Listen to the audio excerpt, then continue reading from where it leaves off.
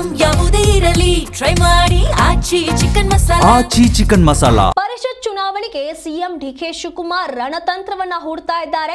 MLC ಚುನಾವಣೆಗೆ ಕಾಂಗ್ರೆಸ್ನ 5ನೇ ಅಭ್ಯರ್ಥಿಯ ಹೆಸರು ಪ್ರಕಟವಾಗಿದೆ. ಡಿಕೆಎಸ್ ಆಪ್ತ ವಿನಯ್ ಕಾರ್ತಿಕ್ಗೆ ಕಾಂಗ್ರೆಸ್ ಟಿಕೆಟ್ ಅನ್ನ ನೀಡಿರುವಂತದ್ದು.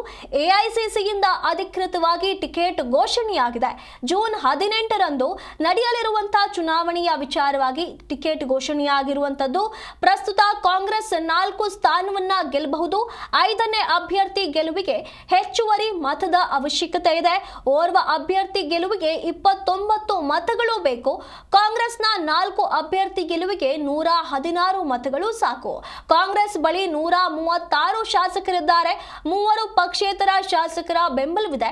ಒಟ್ಟು 139ರಲ್ಲಿ 4ರ ಗೆಲುವಿಗೆ 116 ಹೋಗಲಿದೆ. ಆಗ ಕಾಂಗ್ರೆಸ್ ಬಳಿ 23 ಮತಗಳು ಉಳಿಯಲಿವೆ. ಬಿಜೆಪಿ ಉಚ್ಚಾಟಿತ ಶಾಸಕರಿಬ್ಬರ ಬಲ ಸಿಗಲಿದೆ.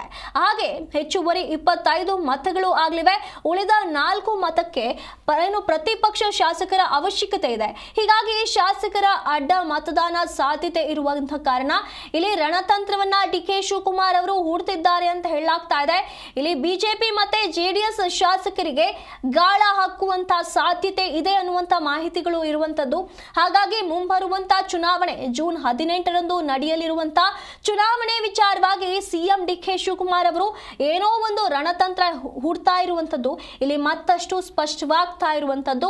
ಎಂಎಲ್ಸಿ ಚುನಾವಣೆಗೆ ಕಾಂಗ್ರೆಸ್ನ 5ನೇ ಅಭ್ಯರ್ಥಿಯನ್ನ ಇವರು ಪ್ರಕಟಿಸಿರುವಂತದ್ದು ಮತ್ತಷ್ಟು ಕುತೂಹಲಕ್ಕೆ ಕಾರಣವಾಗಿದೆ. ಏನು ಡಿಕೆ ಶಿವಕುಮಾರ್ ಅವರ ಆಪ್ತ ವಿನಯ್ ಕಾರ್ತಿಕ್ಗೆ ಕಾಂಗ್ರೆಸ್ ವತಿಯಿಂದ ಟಿಕೆಟ್ ನೀಡಲಾಗಿರುವಂತದ್ದು. ಎಐಸಿಸಿಯಿಂದ ಅಧಿಕೃತವಾಗಿ ಟಿಕೆಟ್ ಘೋಷಣೆ ಮಾಡಲಾಗಿದೆ.